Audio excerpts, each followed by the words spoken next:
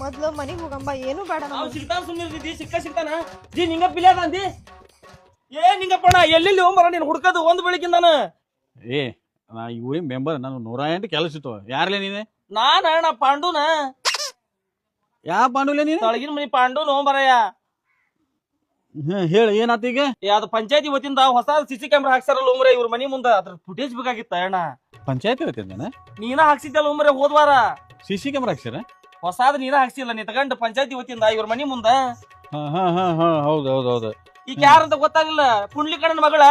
ಯಾ ಪುಂಡ್ಲಿಕವ ನಿಮ್ಮ ದೋಸ್ತ ಪುಂಡ್ಲಿಕನ ಮಗಳು ಮರ್ಯ ಓಹೋ ನಮ್ ಪುಂಡ್ಲಿಕನ್ ಮಗ